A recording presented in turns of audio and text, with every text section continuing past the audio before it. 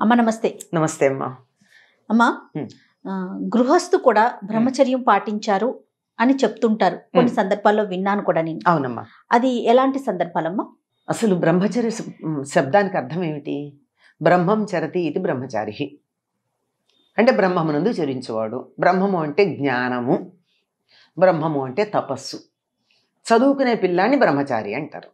ఎందుకంటే చదువుకుంటాడు గనక, జ్ఞానం సంపాదిస్తున్నాడు గనక. అది ఇంగ్లీష్లో కూడా ఏమంటారమ్మా దాన్ని?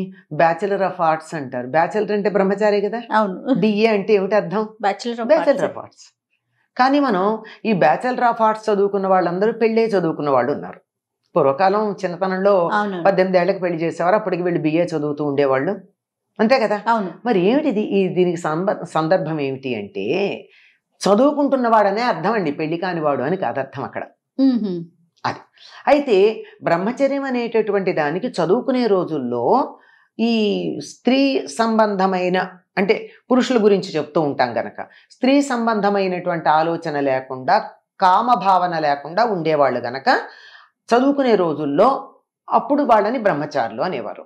మొన్నటిదాకా కూడా ఒక మాట వాడకంలో ఉండేది, ఏదో వివాహే విద్య నాశాయ అని. పెళ్ళయిందంటే ఇంకా చదువు అయిపోయింది.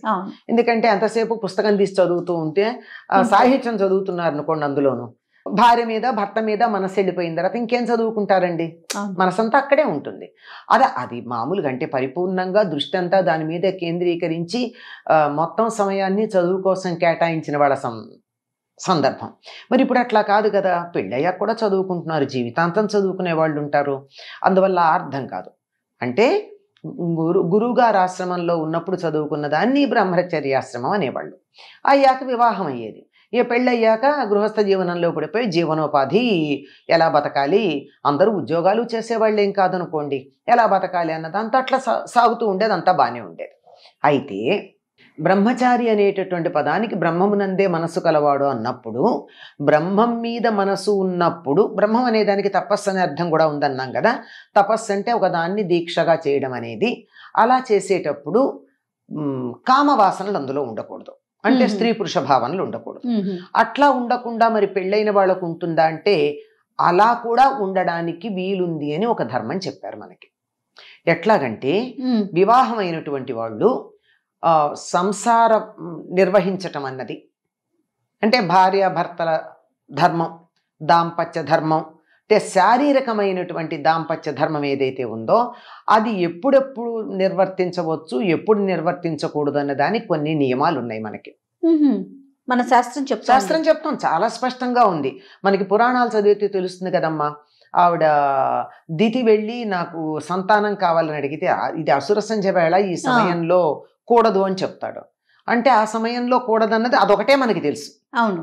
అంటే అసుర సంధ్య వేళ, ఉషస్సంధ్య అంటే పొద్దున తెల్లవారుతూ ఉన్న సమయం. ఎందుకంటే ఆ సమయంలో ఏ పనులు చేయాలో చెప్పబడింది కనుక ఆ పనులు చేస్తే ఆరోగ్యానికి మంచిది. మనకి బయోక్లాక్ గురించి కూడా ఇప్పుడు ఆధునిక శాస్త్రంలో, సైన్స్లో చెప్తున్నారు కదా. ఏ సమయంలో కిడ్నీ బాగా పనిచేస్తుంది, ఏ సమయంలో లివర్ బాగా పనిచేస్తుంది, దానికి తగినట్టుగా మనం ఉంటే ఆరోగ్యం ఉంటుందని చెప్తున్నారు కదా. అట్లాగే నిషిద్ధ సమయాలు ఉన్నాయి. ఇప్పుడు చెప్పాను కదా, అసుర సంధ్య, ఉదయం. అట్లాగే కొన్ని తిథులు, ఆ తిథుల్లో భార్యాభర్తలు కలవకూడదు. ఎందుకంటే ఆ సమయంలో కలిసినట్టయితే కలగబోయేటటువంటి సంతతి మంచిది ఉండదు. అట్లాంటివి తిథులు, నక్షత్రాలు, దినాలు కొన్ని ఉన్నాయి, స్పష్టంగా ఉన్నాయి. ఆ రోజుల్లో ఉండకుండా ఇవి కాక మరికొన్ని ఉన్నాయి. మరికొన్ని అంటే రేపు తద్దినం పెట్టబోతున్నారు తండ్రిది, ఆ ముందు రోజు, ఆ రోజు, మర్నాడు, ఆ 3 రోజులు బ్రహ్మచర్యం పాటించాలి. తండ్రికి, తల్లికి ఎవరికి తద్దినం పెట్టినా అంతే కదా, వాళ్ళకే పెడతారు. లేని సందర్భంలో కొద్ది మందే మహానుభావులు మిగిలిన వాళ్ళకి, బంధువులకి పెట్టేవాళ్ళు ఉంటారు. అట్లాగా రేపేదో సత్యనారాయణ చేసుకుంటున్నాం, రేపు కన్యాదానం చేస్తున్నాం, రేపు కొడుకు ఒడుగు చేస్తున్నాం, రేపు గృహప్రవేశం చేస్తున్నాం, ఇట్లాంటివి కొన్ని ఉంటాయి కదా. రేపు శివరాత్రి రోజు గురించి మాట్లాడతారు. రేపు శివరాత్రి అంటే దానికి ముందు రోజు. ఇట్లా ఏవైతే మనం పండగలు, శుభకార్యాలు, తర్వాత అపరకర్మలు అంటే తద్దినాలవి, ఇలాంటివి చేయడానికి ముందు రోజు కూడా బ్రహ్మచర్యం పాటించాలి. ఇలాంటి నిషిద్ధ దినాల్లో బ్రహ్మచర్యం పాటించాలి, ఇలాంటి సందర్భాల్లో బ్రహ్మచర్యం పాటించాలి. ఇవన్నీ పాటిస్తూ గృహస్థ జీవనం గడిపినటువంటి వాళ్ళు బ్రహ్మచారులుగా పరిగణించబడతారు. వాళ్ళను కూడా బ్రహ్మచారి అని అనాలి. అంటే గృహస్థయుండి బ్రహ్మచర్యం పాటించటం, భార్య ఉంది బ్రహ్మచర్యం పాటించటం. అంటే ఎప్పుడు పడితే అప్పుడు జంతువులు కూడా ఎప్పుడు పడితే అప్పుడు మీటింగ్ చేయవమ్మా, వాటికి కూడా ఒక సమయం ఉంది. అలా కాకుండా పిచ్చి పిచ్చిగా ఎప్పుడు పడితే అప్పుడు కామ ప్రకోపం కలిగి తట్టుకోలేక పిచ్చి పనులు చేయకుండా ఉండాలి అనేటటువంటి ఉద్దేశంతో రాబోయేటటువంటి తరం ఆరోగ్యకరమైనటువంటి శారీరక మానసిక ఆరోగ్యాలు కలిగిన పుష్టి అయిన శరీరం కలిగినటువంటి తరం ఉండాలి అనే ఉద్దేశంతో ఇలాంటివి కొన్ని స్పష్టంగా చెప్పడం జరిగిందమ్మా. ఇవన్నీ పాటించినట్టయితే వివాహమైన వాళ్ళు కూడా బ్రహ్మచారులుగానే పరిగణించబడతారు. అట్లాగా రేపేదో సత్యనారాయణ చేసుకుంటున్నాం, రేపు కన్యాదానం చేస్తున్నాం, రేపు కొడుకు ఒడుగు చేస్తున్నాం, రేపు గృహప్రవేశం చేస్తున్నాం, ఇట్లాంటివి కొన్ని ఉంటాయి కదా.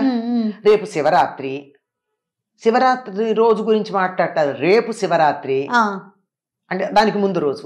ఇట్లా ఏవైతే మనం పండగలు, శుభకార్యాలు,